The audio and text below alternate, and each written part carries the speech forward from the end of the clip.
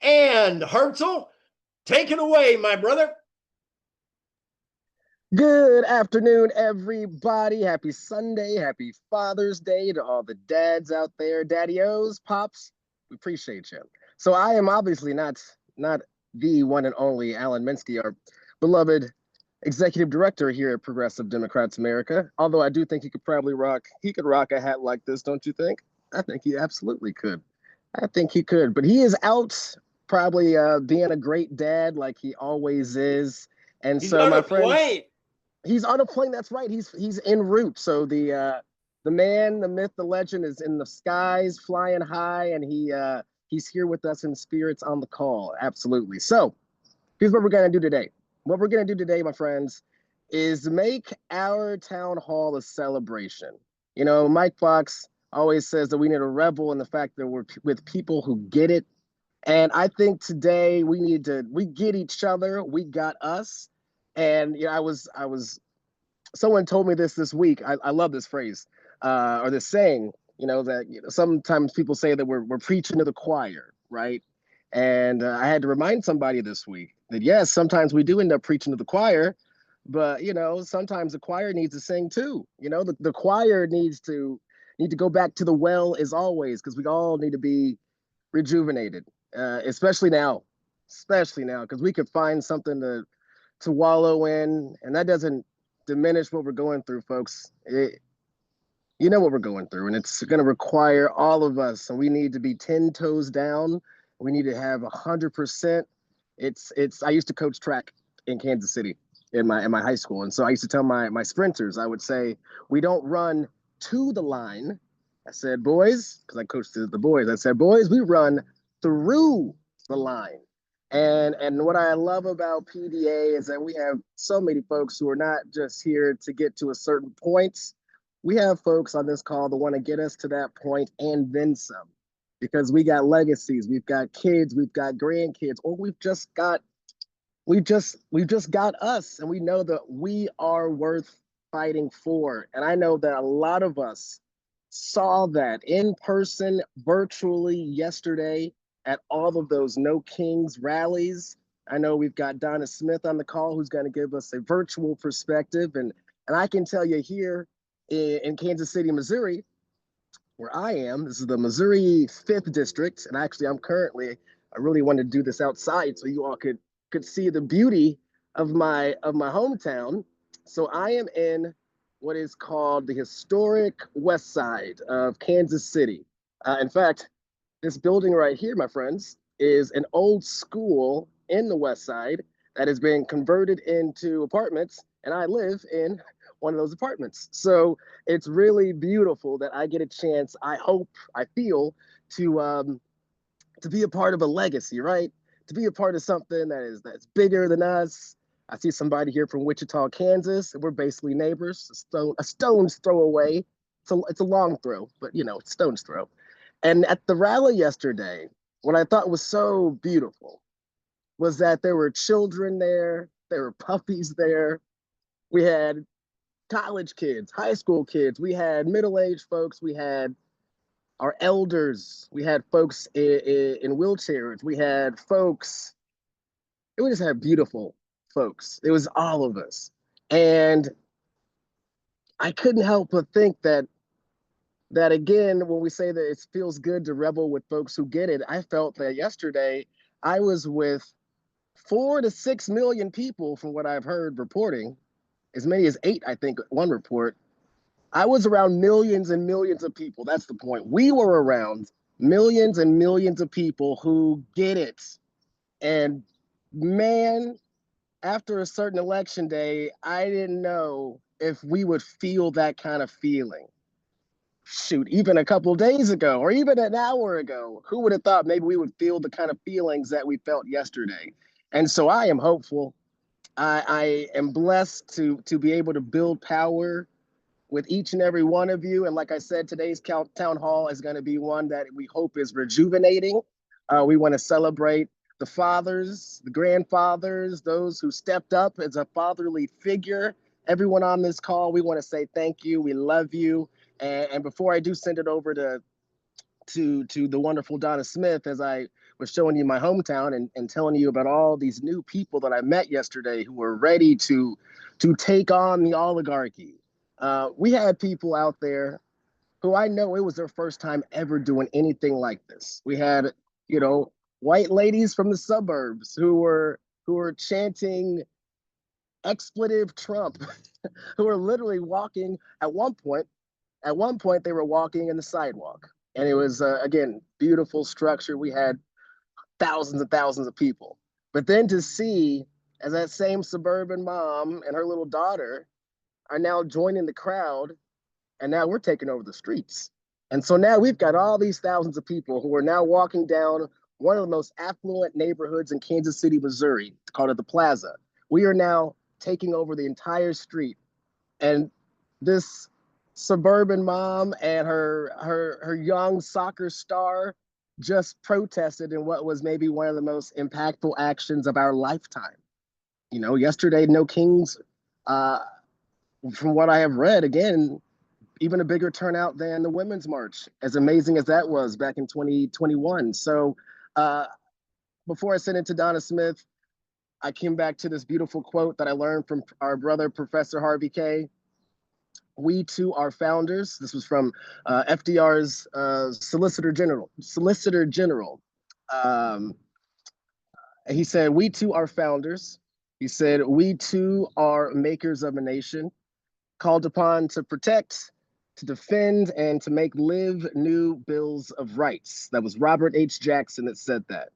And I couldn't help but think yesterday that I was surrounded by a lot of founders, a lot of folks who know that our Constitution is not static, that as progressives, that is both a noun, a verb, an adjective, an adverb. It's active. That's what it is. And I was surrounded by a lot of future founders. All across the country, we were surrounded by future founders because we are founders. And I know, like in my district, in the Missouri 5th, we're ready for that kind of passionate leadership. There's a lot of people we've seen, especially recently. Look at Zoran Mondani's mayoral campaign in New York. And if we got any New York friends on the call, New York City, you know what to do, my friends. Can you feel it? There's been an awakening. I feel it. And I'm ready to pass that on, to pass that forward. And so as I pass my microphone forward, again, I want to say that it is just an honor, a privilege, and a pleasure to build power with you all. And if you thought that I was done gassing you up and being excited, you just wait because we got so much more. But first, Donna Smith, my friend, take it away. Thank you, Hartzell. How wonderful is that, everybody who's in my generation of the boomers, right? To hear from this wonderful young man in Kansas City. And I want to talk to you a little bit about organizing and what happened with No Kings. Beginning of week last week, I started to think that it was going to be very difficult for me and other people I knew to really get in the streets, to be physically in the streets because of our physical limitations, and disabilities are differently abled bodies that won't allow us to be there. And I thought, you know, if there's me, there's probably more people here in Colorado who would like to be part of Denver. So I wonder if No Kings allows you to create a virtual event. So I went on and I did. I created a virtual event for Denver. I put it Denver disabled and differently abled and everywhere. Put it up, and people slowly started to register. And pretty soon it wasn't so slow. It went from 100 to 200 to 300. And I thought, oh, and I was using my own Zoom room, so I was a little afraid. And I was a little excited at the same time. Anyway, by the time we got done, 1,419 people had registered for that particular Zoom. Thank God they didn't all show up, because in a panic, I paid and upped my own Zoom room to handle 1,000 people just in case, because I didn't want one person to get turned away. But I want to tell you the beauty of what happened virtually yesterday, along with everything I saw around the country. You know, everything from New York took your breath away, you know, Fort Lauderdale, and, you know, the places in Tampa and places in Texas. And we saw pictures from San Francisco on the beach. And we saw so many things that we're going to hear about from everybody later that already was filling my mind with images. And I was worried about what would we do?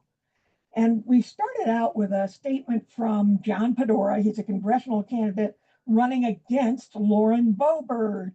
Woohoo! So I hope that our wonderful Susan Gilbert might drop John Pedora's contact information into the chat. That would be great. But John gave us a perspective from the No Kings protest happening in Parker, Colorado, right in Lauren Boebert's adopted home, since she ditched her district on the other side of the state. John was magnificent. He gave us a history, a little bit of a history behind the Constitution and why we were fighting, got us fired up. Then somebody we love very much at PDA, Mimi Kennedy, wonderful actress, accomplished actress, and activist for voting rights. She came on the call and reported from Los Angeles. And while she was reporting, she and her husband were making signs. So they were going to go stand out on the corner in their community with No Kings signs because of the difficulty getting to downtown Los Angeles. So Mimi gave us this wonderful report. And then came a state legislator, Junie Joseph of Boulder, Colorado, where we recently had a terrible attack on the Boulder Mall. Anyway, Junie stayed with us through that entire Zoom, a state representative, for 2 hours with such humanity and love and support for the people there. And then finally, our Secretary of State, Jenna Griswold, joined the call. Our Secretary of State joined the call. She had been at her own No Kings protest in Boulder, and she was in a car when she called in. And she has been the target of very threatening behaviors. And we have always worried about Jenna. It's been a very tough situation for her sometimes. Likely she will be our next Attorney General. But she joined us on the call. And all of these people with such humanity for those around them and for the disabled on the call. Then we went to a Q&A. We had worried about that. My wonderful Susan Gilbert, my chapter leader here from Denver, jumped on and moderated this huge call with me, thank God. And I felt so secure that she was there helping. And Mike Fox heard an SOS from me about 15 minutes prior and jumped on and watched and helped to see what was going on. But I want to tell you, we had people literally from New Brunswick, Canada, to Florida, to Texas, to Tennessee, to North Carolina, to Denver, to Colorado Springs, Boulder, Washington State. California had the upper peninsula of upper reaches of California, the Bay Area, LA, and San Diego. We had Arizona, all on this one disabilities call, though the Bitterroot of Montana, which I thought was just had such a beautiful ring. And one beautiful woman in her 90s from a nursing home in New Jersey that she assured us was a good one. That was the kind of humanity we had from Americans on that call, on a virtual Zoom where we demanded there be no kings. And what I want to say to all of us have the capacity to organize, all of us. I had that idea early last week because I knew what I could and could not do physically. So I decided to take action and do something to organize. I want to encourage all of you, you can do the same. You can do the same. You can get in a lot of good trouble with your ideas. And if we showed one another anything yesterday, we can love one another. We can turn the tide. I do know that I know Hartzell gave us a number, but I've heard some bigger numbers in terms of turnout. If you saw the pictures from New York City, Chicago, San Fran, Seattle, Minneapolis, in spite of the terror there, everything we know is going on in the world, and yet our fellow Americans, people who live here with us, whether they're immigrants, I'm an immigrant, long back I'm an immigrant. Long ago in my family, I think as far as I know, we all are, unless we have our Native American brothers and sisters on the call with us. So in any case, I won't say more because it was just, I've heard Susan and others say it was a magical couple of hours. You wouldn't think a Zoom could be magical, but there was something in the energy of it, in the air of it, and in the love of it that reassured you that hope is not dead. We will change the tide of this, but we will have to do it together from everywhere in this country and every voice. So with that, back to you, Hartzell.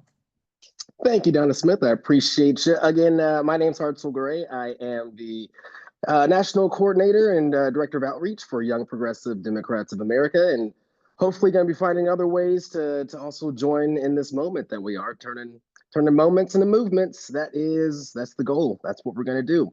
Mike Fox, I believe you've got some PDA to-dos. My brother, take it away. And indeed, I do have to-dos, my brother, and then we're going to get to Alan Minsky rallying the crowd in Los Angeles in just a second.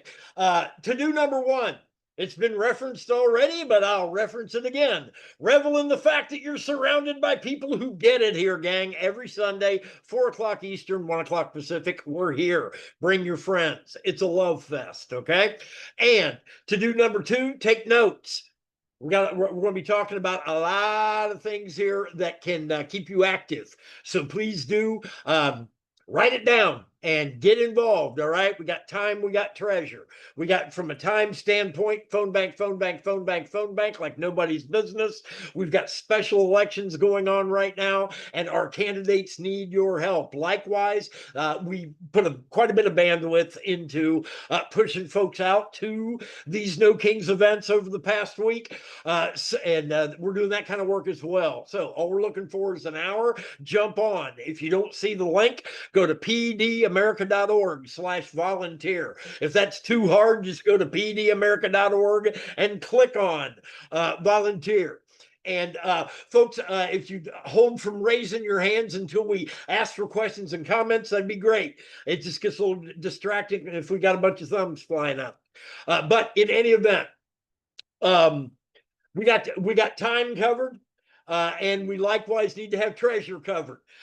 So if you'd be so kind, pdamerica.org, hit that volunteer or donate button. We got a lot of folks on this call who do both. They're wonderful double dippers, and thank you for that. I'll be honoring some of them in the chat, along with honoring my father. The final reference as far as the fundraising is concerned, if you can do a substantial donation, great. We love you. We're in the midst of trying to put together a legal fund, candidly, because the upside is Saturday was big, baby. Now we'll see how much pushback there is to it. So we need to be prepared for that as well. But most importantly, not the big dollar, it's the solidarity. $1. That's all I'm looking for. Either $1 or an hour. Okay. And let's all, as a group, show each other support by either investing an hour, $1 with the team. We will not only be honoring the work, but honoring our fellow workers and donors, candidly, by doing that. So 100% solidarity if possible, okay? And lastly, just a tech wonky thing. Anybody who can change their name from Mike Hirsch to their own name, that'll make things a little bit easier for us as we go into questions and comments down the road, okay? And my brother Jim Langford is consistently tossing that instruction into the chat. All right. So with that, I'll be back at the top of the hour to see where we're at on our goals. But let me toss it back to Hartzell for an intro for Alan's comments. Fantastic. Hey, Mike, Uh-oh. before we toss to Hartzell, let me say one thing. If there are some people who are not sure how they're showing up in the meeting, so if you are unsure what your name is, just put something in the chat or message me rather, and I will tell you what you show up as, and then that way you know for sure to change your name. Or I'm sorry, just a little easier than that. You can click on your name, and if your name is Mike Hirsch and you're not me, then you need to change that name. OG Mike Hirsch. That's going to be what I'm putting you in my phone, my brother. I want you to know that. I love OMH. No, it's got to be OMH. I love it. We've got options now. So yes, if you got questions, hit up Jim Langford in the chat. Before I do send it to our virtual Alan Minsky, who's prepared some comments for us from his LA edition of the No Kings rally. I think Mike Fox, you said it perfectly. In that yesterday was a huge, successful, mobilizing event. But it is not and was not, and I don't think was made to be an organizing event, because that's now on us. So we got our folks mobilized. So how can we now make sure that we organize with them? And that's why we are so lucky to again be surrounded by folks who get it, because this is now how we take that mobilization. We participated in it, and we have an organizing home, which is so wonderful and beautiful. And we want to make sure we bring other people into our home, and then we expand this thing. So I just think that we have such a unique moment right now, even in the midst of such horror and tragedy. And we're not going to look past any of that. We're not going to look past the genocide that's going on, the strikes in Iran and Israel, the fact we have ICE just disappearing our brothers and sisters. We're living under oligarchy and Trump. I mean, listen, we're not pie in the sky, and we're not gonna, put blinders on. But like we said, today we need to, I think, maybe more than ever, just remind ourselves why we're here. Let's get that grounding and why we want to stay here. Because it is one thing to want a better world. When we say a better world is possible, we believe it, and we even discuss how and what that looks like. What does that better world look like? Well, it means that we all have a house, and it means that we all have universal health care, and it means that our climate is going to be here for me and you and for all of our descendants and everybody, but it's not just that, because those are dreams. And don't get me wrong, we need to dream, but what are we doing to make those dreams come true? And that's why we're here, and that's why we organize.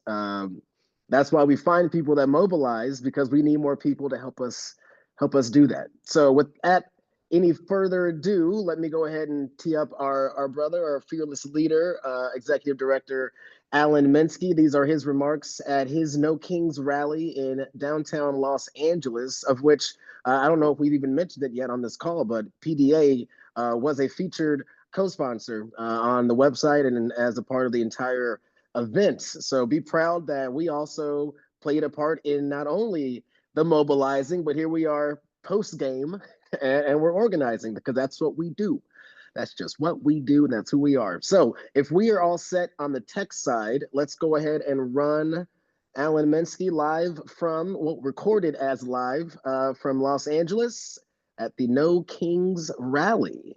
Take it away. Today, we send a message around the world about what the beauty of diversity looks like, about what the beauty of inclusion looks like, and about what it looks like when we stand up for the workers who do the essential labor in our society. There's this nonsense fascist ethno-nationalism around the world, and we in Los Angeles are the rejoinder. This goes all the way back to City Hall, where people are still arriving and they are not leaving there yet. This is a massive demonstration. It's unbelievably beautiful, and all of you are great. Let's build a truly people's democracy here in the United States of America, and today is the beginning. Thank you very much.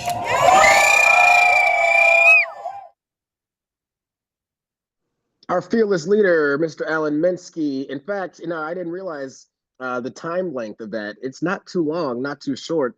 Can we go ahead, and I hope I'm not throwing a wrench, but can we run that one more time? Again, this is a pump up town hall, and I think that those words, especially also if we can play it one more time, as we listen to Alan, also look in that crowd.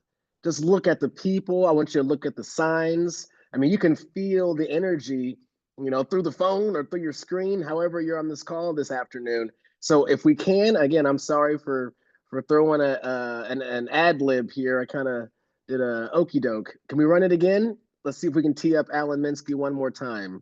Take it away. Is this possible? I can handle that.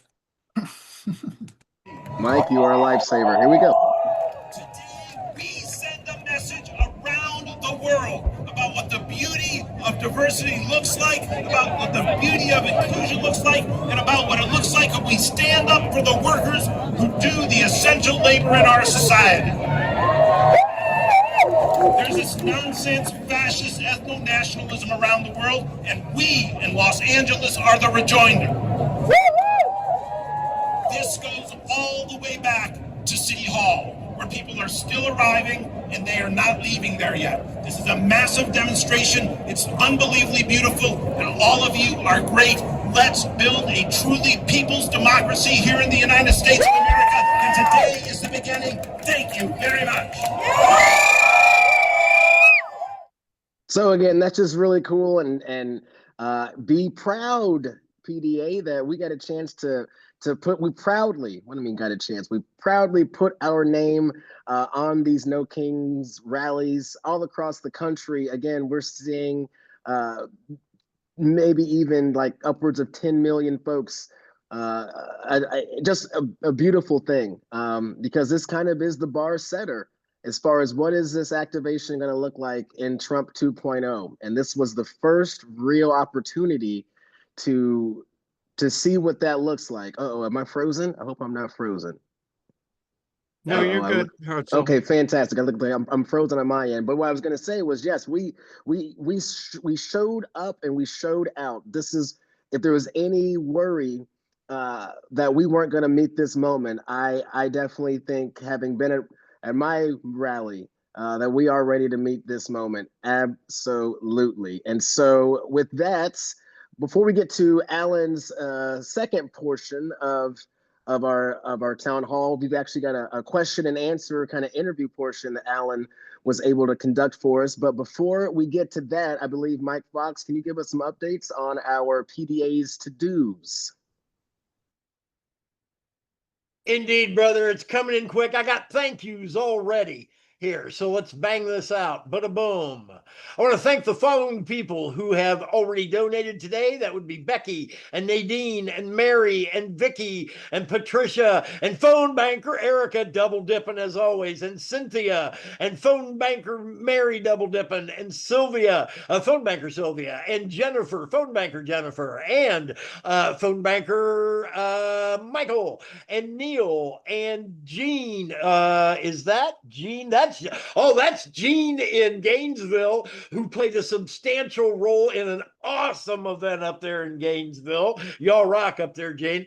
And Audra and Bill, I hope you're feeling better. Phone banker Bill out in Arizona. And Sister Dorothy, thank you so much for your more than kind $250. Anybody who can match or beat that, please do. If you can't, wonderful. We love you just as much. Don't worry about it. But thank you, Dorothy. That's really substantial. Thank you. And Arbery and Michael and C. Arthur, Jason, Dr. Deutsch, double dipping, Dr. Deutsch, and Michael out in Colorado, double dipping, and Margaret and Lynette and Michael all have donated today. Thank you so much for your participation. Going to be tossing into the chat again a way that you can sign up to volunteer, sign up to toss a couple pennies in the tip jar. And if we could just, as a group, show solidarity with Dorothy and her kind 250, if we as a group could match that here over the next few minutes, that'd be a beautiful thing. And likewise, from a to-dos standpoint, we had a couple of people in chat saying, well, what are we doing? What are we doing? I'm tossing into the chat as well our official PDA to-do list, all right? And it's long. So click on that sucker and bookmark it. And it's a dynamic document. It's constantly being updated. So you'll always have your PDA to-dos in your back pocket that way, okay? Back to you, Hartzell. Thank you, my brother. And before I toss to Donna Smith, just to hear some of Donna's comments on having heard what Alan's remarks were before we get to his interview and Q&A, I just want to say, especially having heard that incredible donation that we just had, as progressives, as leftists, we have so much on our mind because we understand that so much of what we face is holistic, right? There's so much that goes that goes into what it is to be just a person, you know, like we think about healthcare, we think about housing, we think about climate, all the above, right?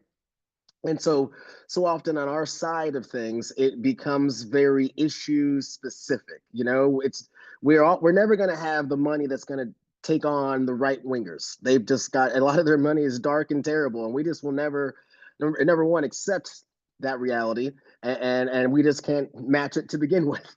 And so what sometimes happens, I think you all have seen this in the past, is that those who can donate will go very specific. So it'll go, and this isn't a bad thing, but this is just kind of a reality on the left, is that we have a lot of folks who will donate specifically to abortion access, or will donate specifically to civil rights or criminal justice or climate or insert, right? And those are all beautiful, amazing things, but what we don't see too much on our side is the donations to political organizations that do organizing, like what we do at PDA. And so when we get those donations like that, you know, because what we do is try to help all those things. You know, we have phone bakers who will hop on and do initiatives in one state or in the other state, but also we have candidates, and we have so much that we want to give and want to support, because that's what it means to be a progressive, right? And so it's a yes and. So I'd say that the reality of where it is on the left, which is great, but also this is what we do, it's yes and. And so what you all do, and your time and treasure, not just treasure, but also time, it is inspiring.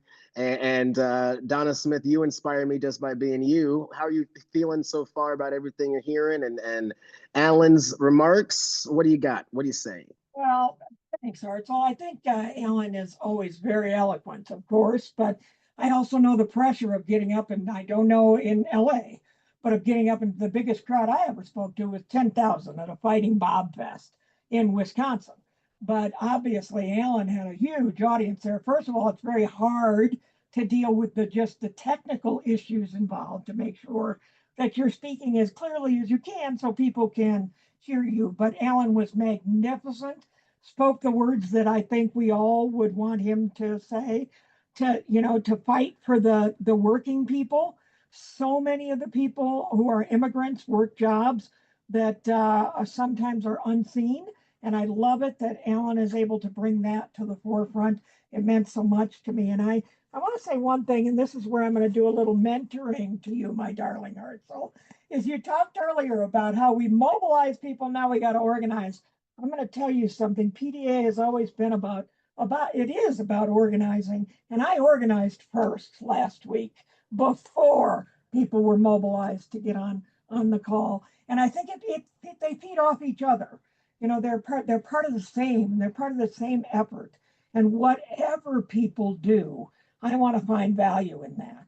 You know, if all they can do is provide a meal, let's say there's somebody you know is working their heart out trying to fight this regime, and they're tired, pick them a meal and leave it for them that night so they have something and somebody knows they're cared about.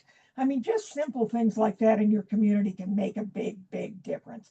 It's very hot in Denver right now. I don't know about the rest of the country, but our temperatures are expected to surge near 100 degrees by the end of the week. Be aware of the unhoused people around you. Be aware of those people who are struggling right now. They are out there. And organize with love. You know, this love that we felt yesterday, I think that's the best way for me to describe it. Look at that crowd. You asked us to look at them, Hartzell. I looked.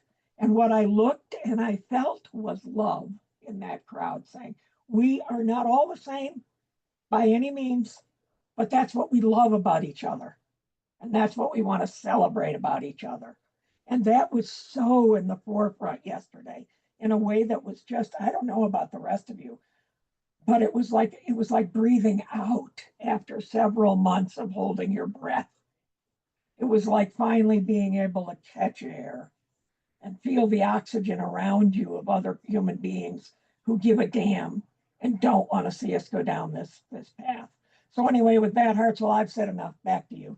Well, and even just the little things, like you said, if you were able to attend to any of those in-person rallies. You know, how many folks did you see out there who were just passing water around? You know, no charge, no nothing. You had a cooler and you had a friend and they were just passing out water, or a friend, someone you didn't know, a stranger. It was beautiful. And, you know, everybody can do a little bit of something. That solidarity, there's no ceiling on solidarity. We should put that on a bumper sticker, Donna Smith. Write that one down. It was amazing, right? It was just amazing. And I think, you know, we're going to see more of it. I think we'll see more of it. I kind of think the No Kings tag sticks.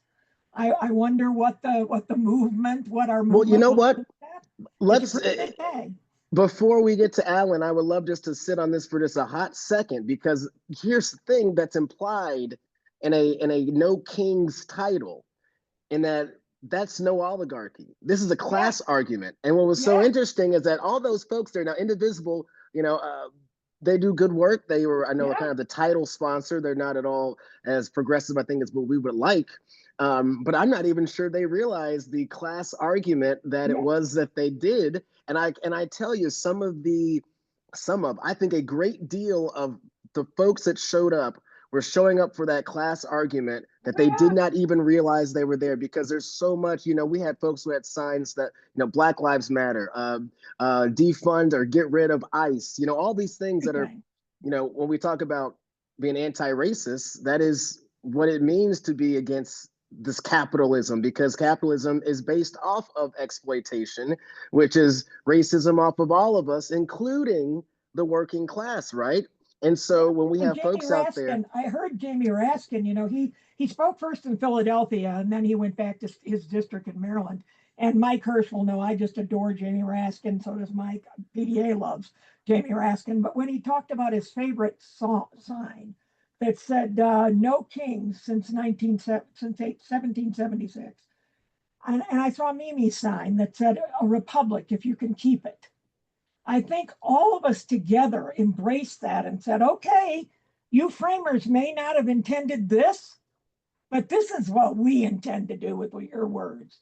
This is where we are carrying the government of the people, by the people, and for the people. This is where we're going. And thank you for giving us the roadmap, because we're going to take it from here.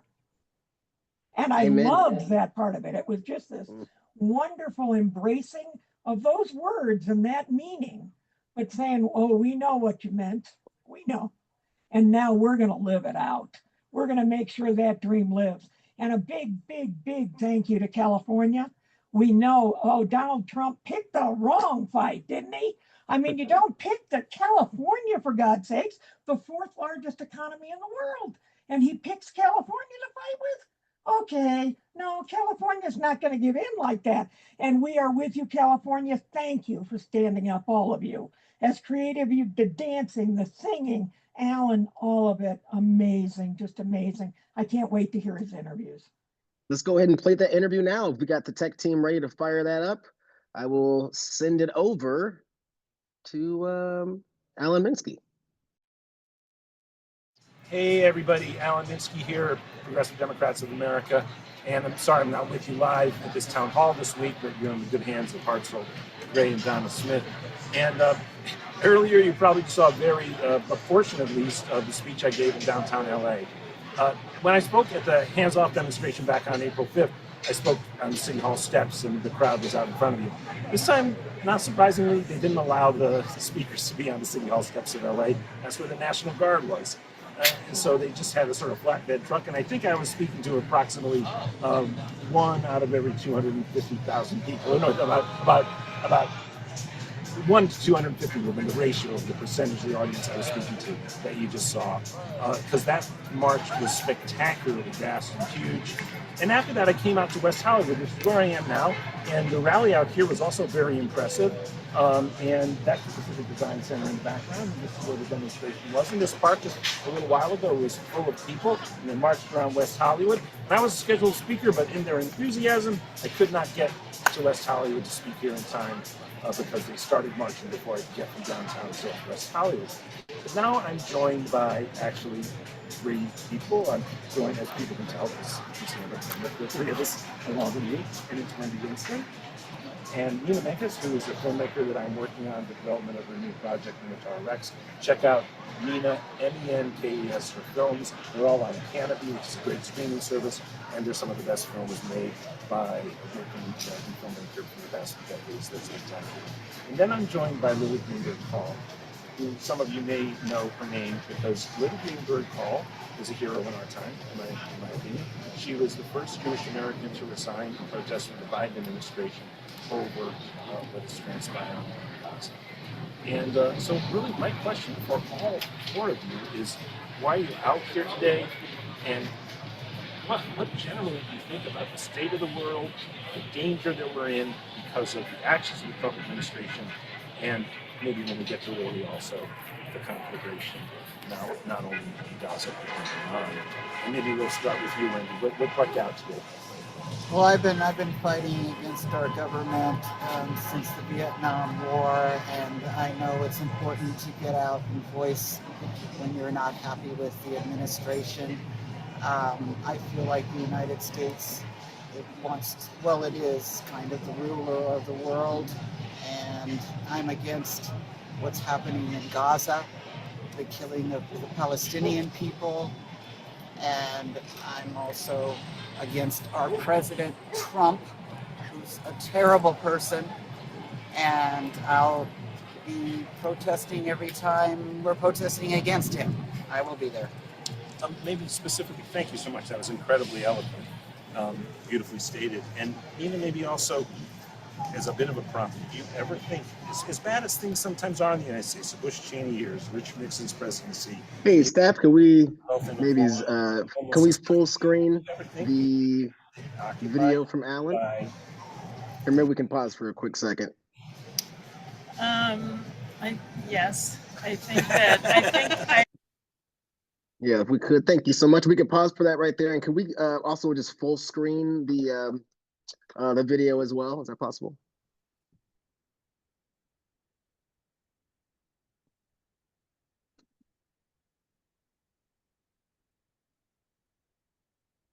If you hover over the video, it should allow you to full screen it. Oh, did we just lose? Uh-oh. All good, gang. All good. No, you stopped the share to see if there was that option, and I do not see it. Oh, okay. Well, no worries. Oh, wait a minute. We'll try that. And I will restart the share and see what happens. Hey, Mike Feller, is it Fantastic. possible to raise the volume? Excuse me, the volume on it as well. It's a little bit low. No, I think the volume problem is the fact that they're nowhere near the microphone. Oh, got it. when it Okay, was thank you. recorded. Yeah, I do not see any kind of, the volume on the playback is all the way up. So there's nothing much we can do about that. Yep. All good. All right, so this is Live production, folks. Live radio. Yeah, it's not my fault. Here we go. We'll try it again. I really do think that things have gone from bad to worse in this administration. A little better. Is an extreme danger not only to the poor Palestinians in the Middle East and now supporting Netanyahu's attacks on the Iranian people, but is a danger to all of us, is a danger to the environment. The whole world is going to go down because of the disease of greed and cruelty. And it's nauseating to me, and it's hard to believe that it's happening, but I do believe that it's happening because unfortunately somehow I think there has been sort of the positive and the negative sides of social media. I think there has been a breakdown in news communication to people where the idea of truth has disintegrated, and that's really dangerous. I don't have any answers. I'm an artist. I'm just Just to end on a positive note, something I mentioned before because it means a lot to me. John Trudell from the American Indian movement makes a distinction between power and authority. And he says power, true power, is spiritual power. The power of the trees, the power of the wind, the power of the earth, people, that's power. And then there's authority. Trump and all these people, they have authority, they have no power. On the spiritual level, they have no power. And that's something that kind of makes me feel a little better sometimes. And I just want to say, as an honest and exceptional artist, it is in acknowledging that we don't believe the truth that we come closer to the truth than the rest of us. So thank you so much. And beautifully stated as well. I do want to say this again, because obviously in turning to speak with Billy, I have a compulsion, of course, to focus upon what's transpiring, not only in Gaza and Iran, but also in the relationship of American society, what's transpiring there. And, I did speak downtown. I don't know if you'll have the capacity to see the full, the totality of my comments when I spoke to the crowd downtown, but about what's happening in Los Angeles and the occupation of Los Angeles. And certainly there's continuity in terms of the absolute dehumanization of the lives of non-white people. And that's happening here in Southern California. By the way, the population of Jews in Germany was about 1%. The population of undocumented workers in the United States is about 3%. But arguably, geopolitically, at least up until the Trump administration, Nazi Germany was a powerful country, but the United States is probably about 3 times as powerful. And I think that's what they're doing. They're looking to try to unify a white supremacist society behind the vilification of the other. Yeah. And that's happening right here in Los Angeles. This is the most diverse metropolitan area in the history of the world, and that is its beauty. So Lily Greenberg Hall, a true hero, and actually, dare I say it, a true American hero. Thank you for what you've done, and just your reflections on, I do feel the people of Los Angeles standing up are a cause for hope. And I mean, the news from Minnesota, Iran, and what's been happening in LA over the past now 8 days.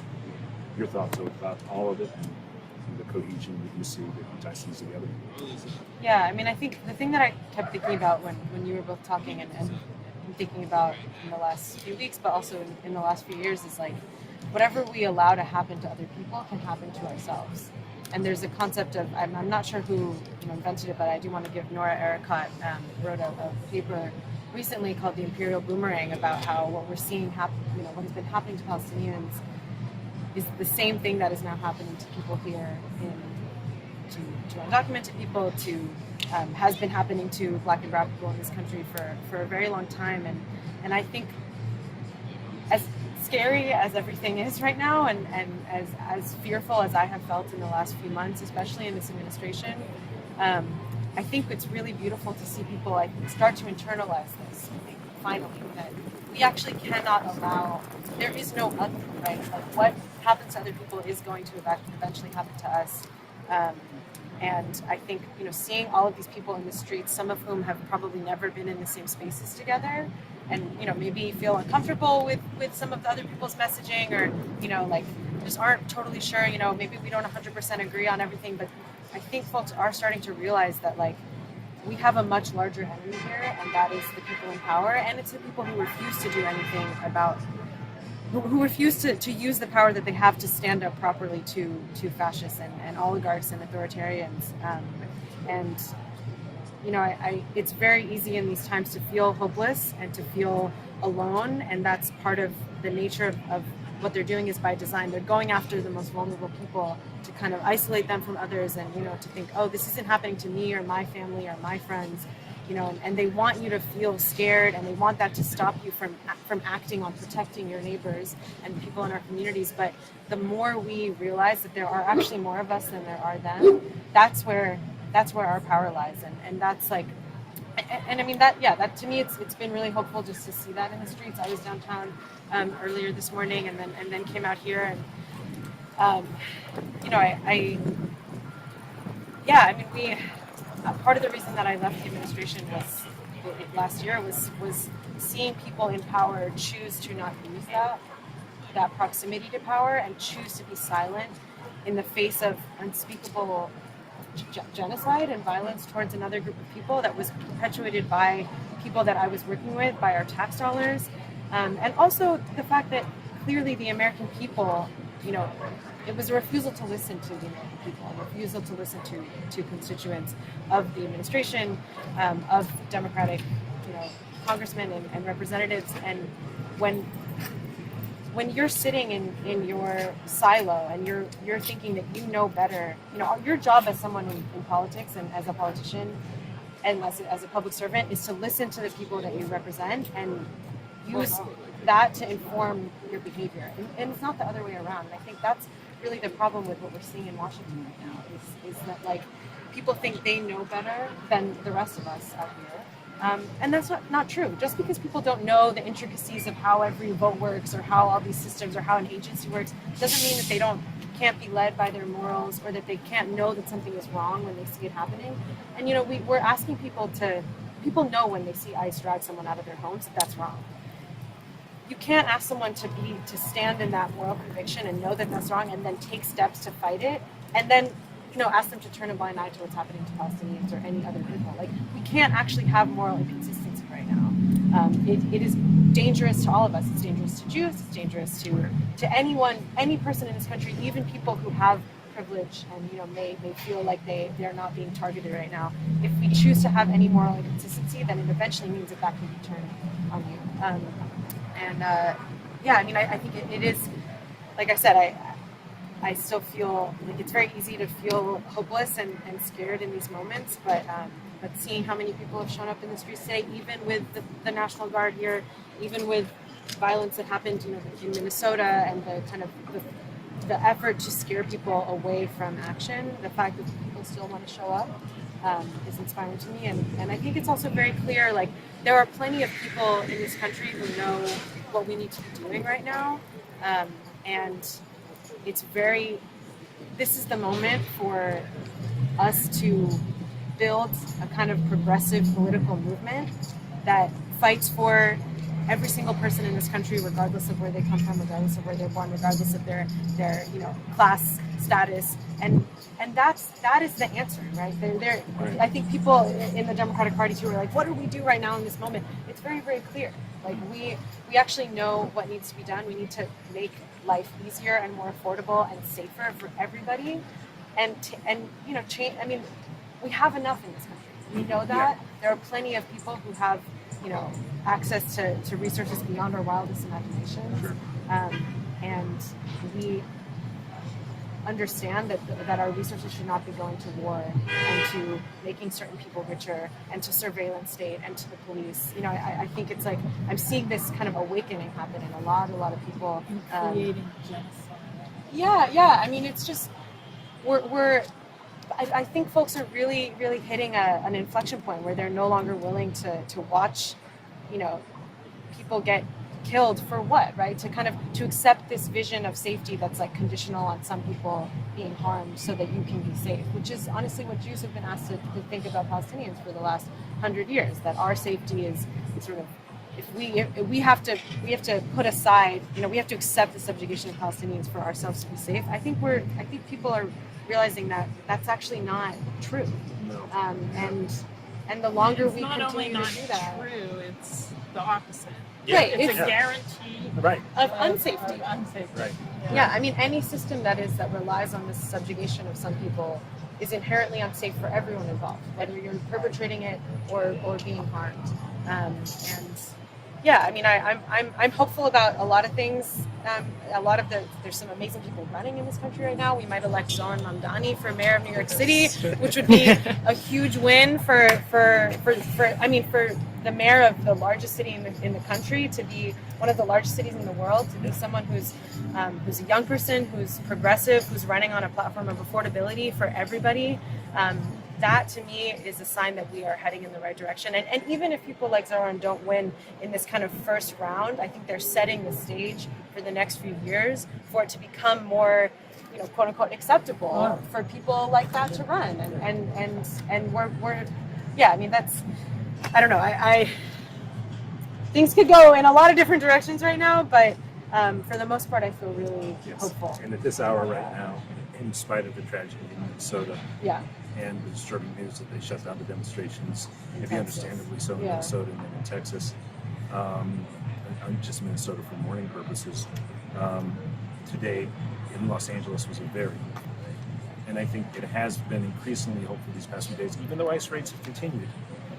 My sense is 85% of the population is very clearly, 85, 95%, in that range, is opposing the occupation of Los Angeles by the federal government and is supporting the people who have done the essential labor, allowing social reproduction in Southern California, disproportionately so.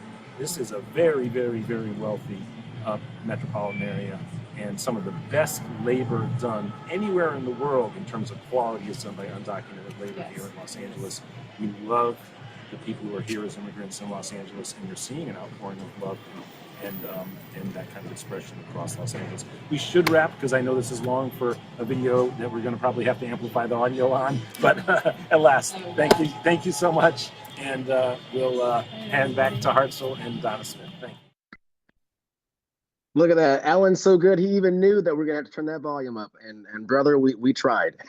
We boosted it. And that was just fantastic. And I guess for those who could not hear at the beginning, the volume got better as it went. But the main, I guess, feature of who Alan was talking to there is Lily Greenberg Call. And if you couldn't quite hear about her resume, she was the first of the Biden administration really not really, she resigned.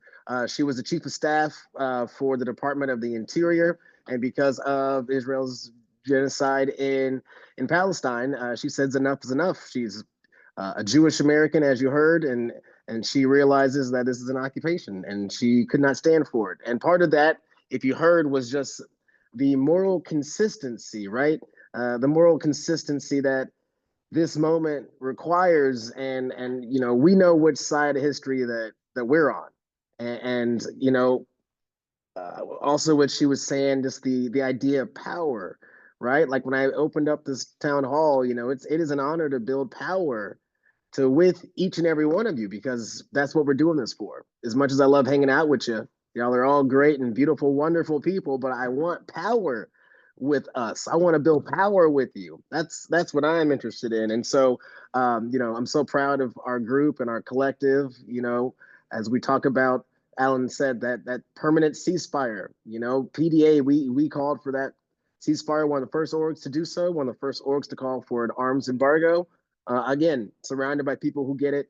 And I really hope, Donna Smith, I'm not sure if you're still with me here. I'm really hoping that Lily Greenberg Call is maybe thinking about running for office or something, because I did not know that she had that in her. I'd heard and seen some interviews before, especially right after she had resigned from the administration. I think Democracy Now! had one, but she's a stone cold progressive. I think she's on our side, and I would love to see her run for office. And I guess, Donna Smith, anything that you caught that you that stood out to you? I know I heard the line that I loved about we got to do things that make lives easier. That's the whole point. We got to be able to give and show that we are a party that believes that we need to get our material needs met. Make our lives better. Donna Smith, any thoughts? Yeah, I think one of the most important things that she said there towards the end was the idea that that somehow we're made safer by someone else's harm is a ridiculous notion. If the people who hold authority over us are willing to hurt and kill other people around the world, they're willing to do the same to others to secure their own authority and their own whatever that power may be, how nebulous it may be. So that's what I was listening for. I was listening for those kernels of, what makes overall sense to me, that nothing is better for me if an immigrant family is deported. There's nothing better for me. Nothing.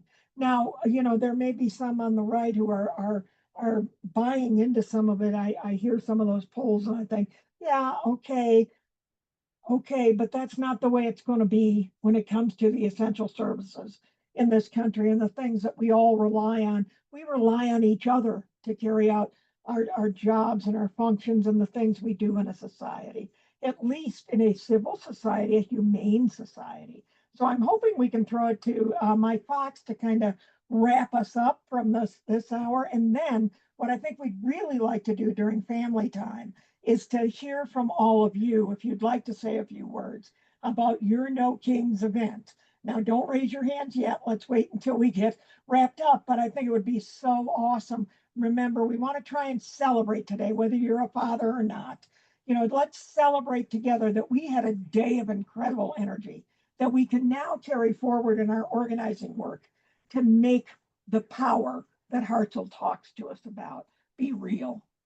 And if I can, real quick, because I would love to, I would when we wrap here before we get to family time and Mike Fox, I'm gonna skirt out of here and boot, scoot, and boogie and go hang out with my dad for a little bit and do a little Father's Day stuff. But I just wanted to another flag that I heard in that comment, especially as we see what's happening, is that all these things we're seeing from the ICE deportations, what's going on in Gaza and Palestine. Those are tactics that they want to use that here at home. You know, the monster will come from us for us all. And that's why, even in spite of all that, I say all that, and I know that kind of, you know, it's kind of a grim way to say it, but listen, we know the monster's coming, but that still didn't stop us from showing up yesterday. And we're stronger than that monster.